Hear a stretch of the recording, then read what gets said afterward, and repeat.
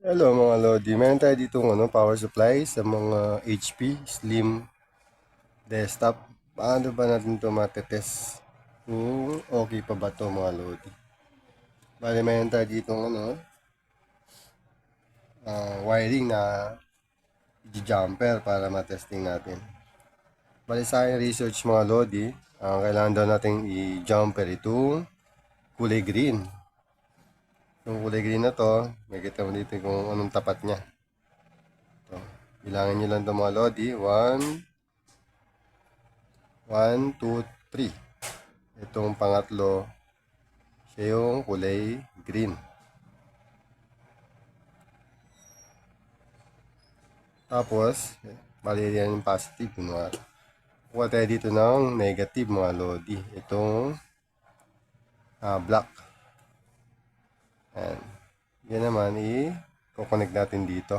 Yan. Ganyan mga Lodi. Kailangan nakalapat siya mga Lodi. Para hindi siya matanggal sa pagtest natin. Yan. Tape natin.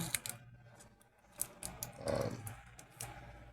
Bali ito yung wire na yan mga Lodi dito. Yung sa 4 pins tayo kumuha ng black. Hindi dito.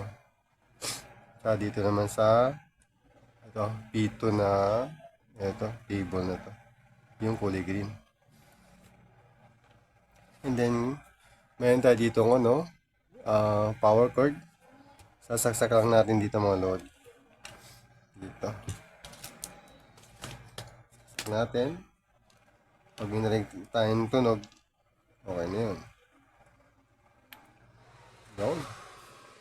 Mga lodi gumagana siya. Tumutunog siya mga lodi. Bali yung ginumber natin mga lodi para matest natin itong power supply kung okay pa ba siya, working pa o hindi na. Sa ibang mga power supply mga lodi, meron ding ginajumper doon. Kaya lang isa lang siyang isang ganitong diretso. Ito naman, magkaiwalay na cable yung Ay mga lodi. ginumber natin.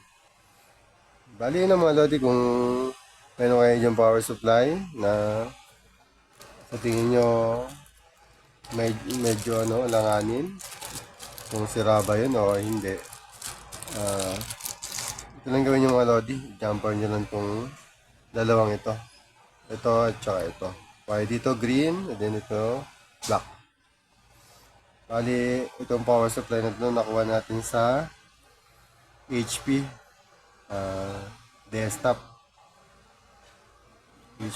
mga lodi. Okay. Bali nga dito na mga lodi yung ating pagtetest. Kung hindi pa na-subscribe sa aking channel para sa ito pang video, subscribe na mga lodi. Hanggang dito na lang. Bye-bye!